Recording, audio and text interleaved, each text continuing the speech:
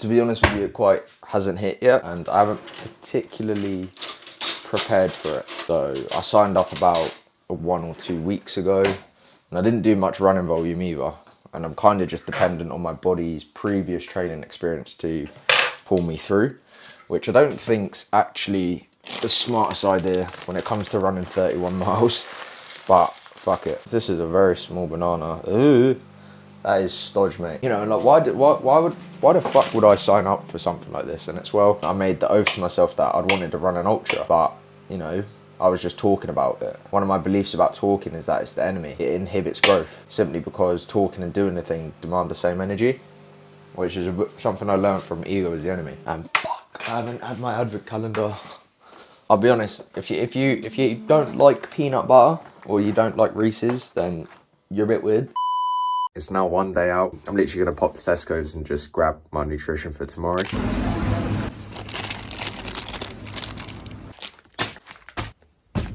Right, so the reason I got these squashies is that they're quite easily digestible, and I saw Fergus Crawley do I think a 42k run with them, and they're just super high in carbs, very low in fat, very low in protein, and they'll just give me a quick energy boost when I need it. So that's the thought process behind that. I want to make it very clear, I still don't really have any idea what the fuck I'm doing. It really is just going to be a learning experience, because I've ran one marathon and that went horrendous, because I literally ate one bowl of fruit and fibre and that was it. And then I had like a boost bar, some fruit as fuel mid-run, and that was just horrid.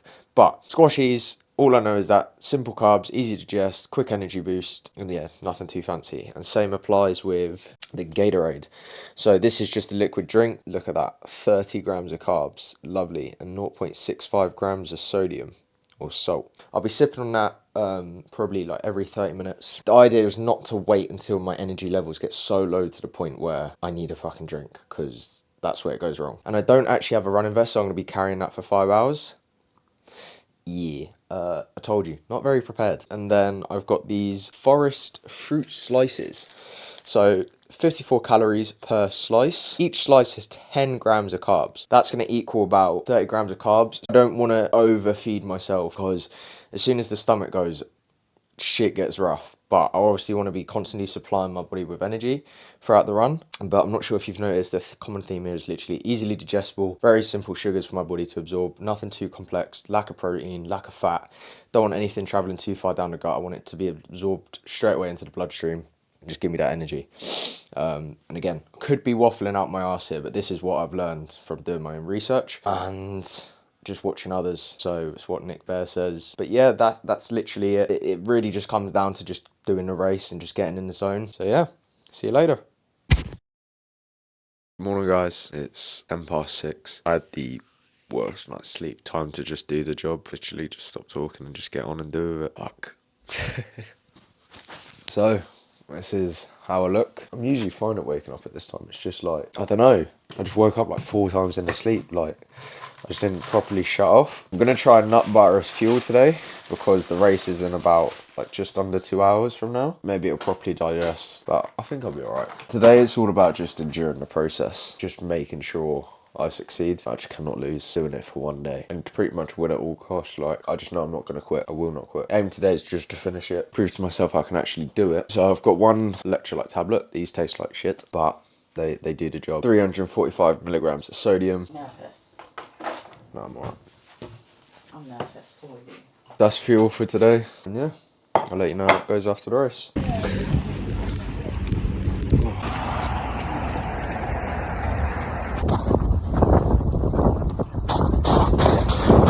Home stretch, just getting past the halfway point, somewhere back there. I was fucked, but feeling good, legs are good, not much pain. I say that, but yeah, time to get it done.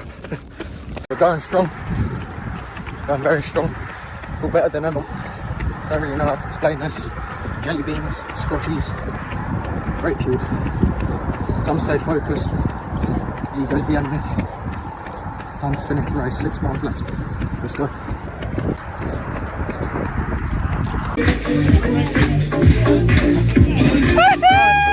I did it. The basic premise for the rest of this video is just like going through some lessons I've learned, things you can take away from training, nutrition, and so on. First things first, it went like not bad. I was actually quite shocked how good it ended up going.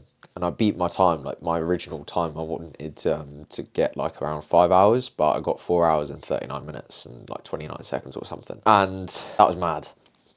And the event was actually like quite huge, a lot bigger than I like expected. And the course was like a partly trail course as well. And I've never done anything trail related. So the majority of the time I was actually battling with my ego, like trying to not overpace and overtake other runners, and I was going through my nutrition quite quick. So them squashies I had, solid nutrition.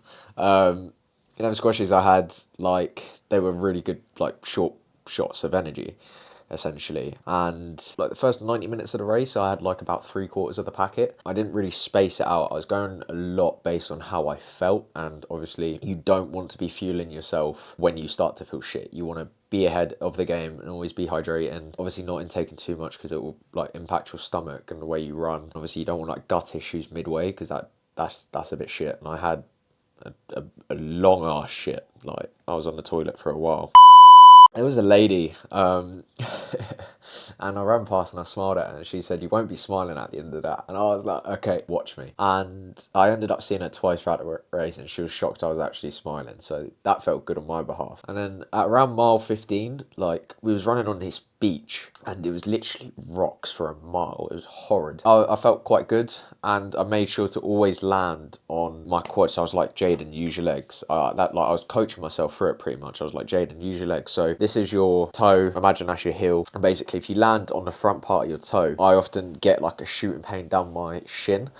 And if I land on my heel, that also goes through my shin. And obviously when I land on my toe as well, it impacts my knee. So I was landing on the meaty part of the foot. And each time I do that, my quads, I'd tense my quad. And that was how I was running. So I was taking lots and lots of steps, really like small strides, and just landing on my quads. And my quads carried me throughout the race, because if I was running on my knees, I'd have been done for, which is what I don't usually run on my knees, but, and then nutrition, I actually ran out my nutrition, so I started having jelly beans, some Mook digestives as well, which were banging, but again, just don't over consume. It's something I learned from like Nick Bear and all of his videos, like you're going to be tempted. For the first 3 aid stations, I didn't even look, I just ran past, stayed focused on the race, and I was quite shocked with my pace, considering the terrain, like running behind people, so I was quite impressed with that. At the end, I don't know, something switched. So for like 20 miles, for like 2.5 hours, 3 hours, like I'm just talking to myself in my head. God, I probably sound like a lunatic. You know, I was just pacing myself, making sure I was going all right, but then this like sort of dog just came out of me. I wanted to speed it up. I wanted to ramp it up, and I didn't also want to gas myself out. And I had like 10, 11 miles left or something. I'm like, that's still a long time. But my reframe was that I've done 13-mile runs before. I've done 11-mile runs. This is nothing. And I just kind of put myself into that perspective. And that really helped throughout the race. Because it was quite literally nothing. If I just kind of put like 11 miles, yeah, I've done this, but it doesn't matter. Like, so I wanted to turn up the burners and start taking Zols. There was a guy in front of me and he had this Iron Man tattoo and he surpassed me, and I was like, there's no fucking way. Like I had the choice then to like stay at my like 5:45 pace or like start running after him. So I started chasing after him for about a mile or two. Like I'm just behind him. I don't obviously overtake him, just like be rude in a way, but I was on his ass and my heart rate started going up. Because I've done so much zone 2 training, I know when my heart rate's like high or low, irrespective of what my watch tells me. Like my watch was telling me it was like 180, 170, when it just wasn't the case. I can literally feel when my heart starts to increase, it's sort of beats per minute. I was just like jumping down on people. Like obviously I saw a lot of other people in pain. I've been through worse. Like the marathon I did unofficially in the heat with no nutrition, fasted, hadn't a fucking idea about what I was doing. That was pain. So having that experience allowed me to really like fuel myself and just go. Like I've been in worse. Like I know how to run. I just started chasing down people. I was like in my head like a wolf, like ow, ow. Like I've made a dog noise, like in the form of a whatever. I don't do it like from an egotistical sense, but more of a sense to like just push me and see what I'm really capable of. Another thing is like appreciating the distance. 31 miles is far. 26.2 miles is far, and expected. Like it's hard. It's difficult. Like with training and stuff, like people were slowing down, and so I jumped to the side and I just fucking launched myself up, like, and then just ran ran home, and then on the beach I actually ended up trying my best to sprint. That was something. Another thing as well is I had people starting to catch up to me as well, and because I used to do boxing, we would do these laps around the block. I'd do this over my shoulder and I'd hit someone, and then it'd make me turn up the burners, like make me go run faster, and that's what was happening in the ultra. And sometimes the people in boxing would actually overtake me. I was so used to like having that last bit of fuel, giving it my all from boxing, and I used it then. Like I heard a guy catching up to me with his white shirt, and it was like, I fucking know this, and I just started running forward, and yeah, he didn't catch up. And I know this probably sounds like mad egotistical, but it's just little ways, leveraging power of other people to just fuel me and just make my performance better. But at the end of the day, the goal was to just complete the race. Across the finish line, I just see this like little small person with a camera up, and it was my mum, and that was like the best feeling ever.